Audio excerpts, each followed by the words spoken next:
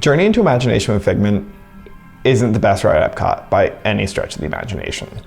At best, it's a way to cool off when it's too hot at Epcot, and I'm not here to really change your opinion of this ride. There's a reason that every time Disney files permits for anything slightly related to this pavilion, people go crazy about them, thinking that there might be a new version of this ride coming out. But I think it's kind of important to remember how we ended up getting to this version of the ride at all, and how it ended up kind of salvaging one of the biggest missteps in all of Disney Parks history. So before we begin, hi. Sorry this took so long. I got really sick at the beginning of the month when I was starting to work on this video, but we're way better now. In the meantime, I got new glasses, and a lot more people than I thought were gonna watch that Toon Lagoon video watched it. So thank you guys for the support. That meant a ton, and I really appreciate it. But anyways, let's talk about Figment. When Epcot first opened, the Imagination Pavilion was far and away the most abstract concept for any of the pavilions in the park. And so Tony Baxter and his team really had a challenge of creating this ride that was based off something entirely theoretical. And what they end up creating would end up being the star of the new park. They were able to weave this incredible story about how imagination is formed from everything around you, and how that can manifest in visual arts, literature, performing arts, science, and everyday life. It really struck this perfect balance between being, educational, but also allowing the guests themselves to, create the story in their mind and use their imaginations themselves to see the bigger picture of what this ride was going for. This absolute masterclass of a ride ended up being what catapulted Dreamfinder and Figment into being the pseudo mascots of Epcot, even to this day. So Journey into Imagination was the greatest ride ever created, and it operates at Epcot to this day. Okay, so outside of my delusions, Kodak, the film company, was the sponsor of this pavilion from opening day. And by the mid-90s, that whole digital camera revolution was happening, and their budgets were a little thin. At the same time, the maintenance cost of Journey into Imagination started to really balloon. The ride was just getting older, and the ride system itself, especially that first turntable, were pretty ambitious. And so over time, you're going to need to do an overhaul of it in some form. So with Kodak not really having the money to pony up for this massive refurbishment of this ride that was already costing them a lot of money to just maintain, they ended up doing two things. They wanted to kind of do a whole overhaul and reimagining of it that was going to bring down the cost of operating this ride on a day-to-day basis. And at the same time, they wanted to kind of bring it in line with stuff they were doing in Future World at the time, like think of Test Track and Ellen's Energy Adventure, and bring it into that like late 90s aesthetic, early 2000s aesthetic that had started to kind of infiltrate into Epcot.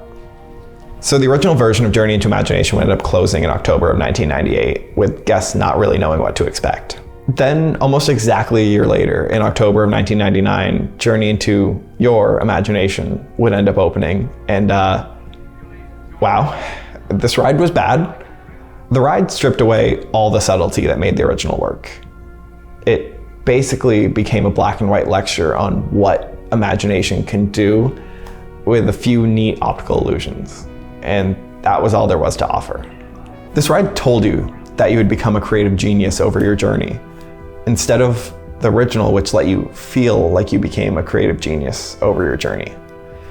It stripped away so much of the ride, including the turntable at the beginning, where you had that unique extended sequence where you met the Dreamfinder and Figment in the original.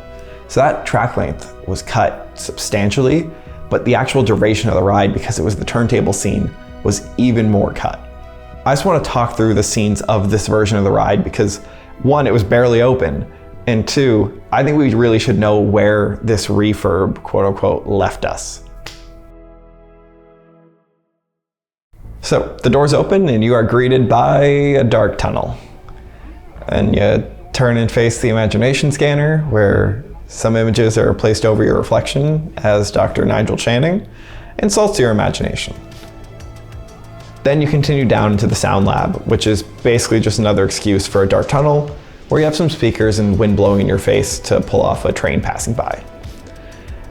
Moving along, Dr. Nigel Channing talks you past some optical illusions, including a butterfly appearing in a cage.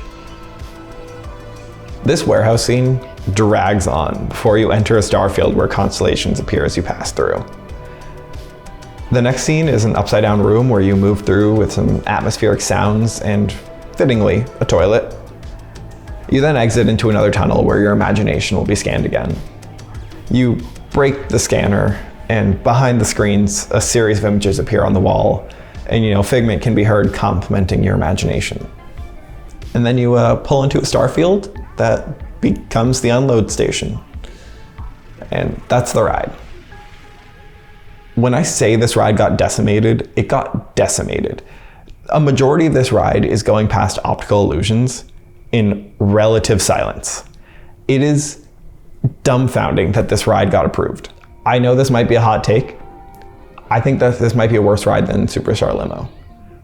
I get that Superstar Limo is a very bad ride, but at the same time, it didn't replace a beloved attraction. It was a brand new ride.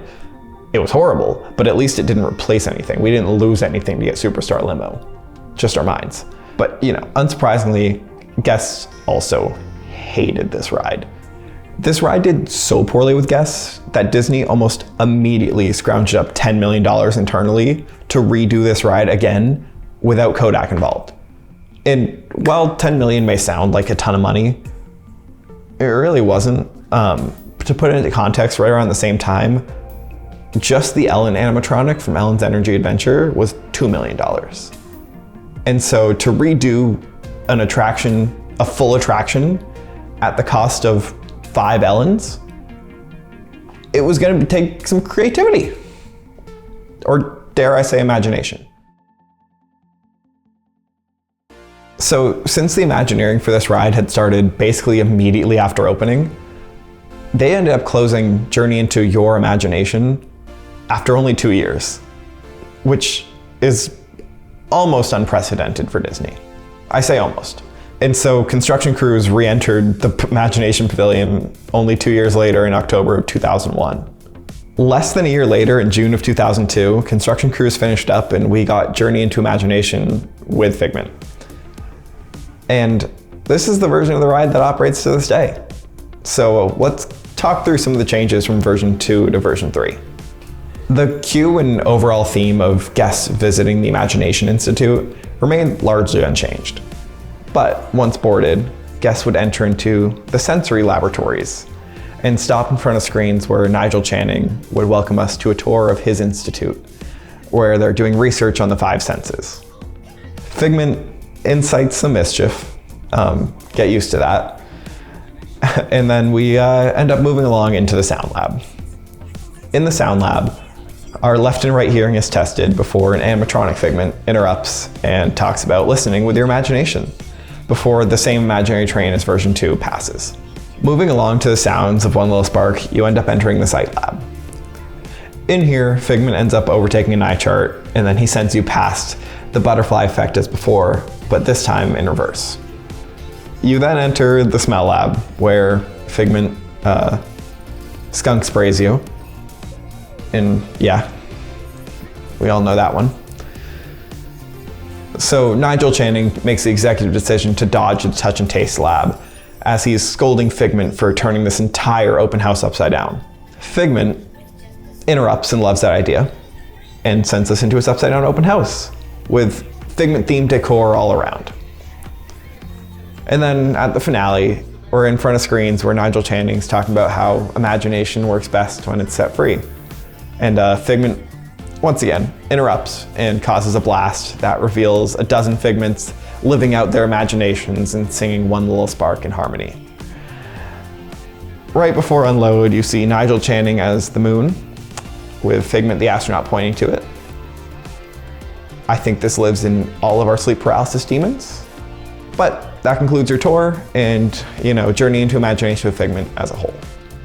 This new iteration of the ride had 2 major issues to solve when it came out. One, they needed to address guest feedback for the return of Figment and Dreamfinder. And the second part was creating a ride that was as far away as possible from the second iteration of this ride with a very limited budget. I think Journey into Imagination with Figment did a really good job meeting these expectations, especially given the very limited time frame it had to do that in. Let's just talk about how much they were able to salvage from the second version of the ride, but recontextualize in a new way for the third version with Figment. The offices between the first two scenes of the ride remained largely unchanged, but just the addition of one little spark made it so they didn't feel as cold and unfinished. The sound lab retained the train passing effect. The butterfly effect was flipped so it would disappear instead of appearing. The gravity lab was lightly updated into Figment's upside down open house.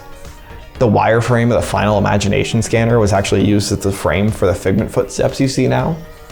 The finale wall drop effect remained the same, but you had a much more colorful reveal at the end, and it feels so different than what you saw in Journey into Your Imagination. I think a lot of guests today don't even realize how much of Journey into Imagination with Figment was salvaged from Journey into Your Imagination, because the way that they were able to integrate these scenes and recontextualize them really made it feel like they were almost planned from the start to be in there. Now, on the Figment side of things, Figment is without a doubt in this ride.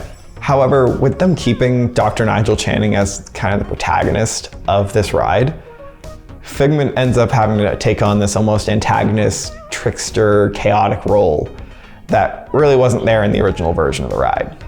And this has definitely been a gripe of longtime fans of the parks, and especially Figment, because this kind of annoying, childish energy that modern Figment has brought is not there in the original version. And so the Figment that people fell in love with isn't really the Figment in the ride today. And the swap of Dreamfinder for Dr. Nigel Channing doesn't capture that same energy and fondness that the original had, but at the same time, being able to balance out Dr. Nigel Channing with a more chaotic, annoying Figment that takes on some of the negative aspects of Journey into Your Imagination really helps make Dr. Nigel Channing feel like a very neutral character. Overall, I can't help but be impressed of how Imagineering was able to, salvage and course correct this massive mistake in Disney Parks history over the course of 2 years with a shoestring budget. While the current version of Journey into Imagination with Figment doesn't hold a candle to the original, it's light years ahead of that awkward in-between version of the ride. Reusing as much as possible from one of the most hated rides that they'd ever created, they were able to create something that has lasted in the parks for 20 years and maintained Figment's place as one of the most beloved characters of Epcot. And I think that's impressive. Now, at the same time, if they want to go in and, redo it like the original, like they're maybe hopefully doing with Test Track right now, yeah, please do, please.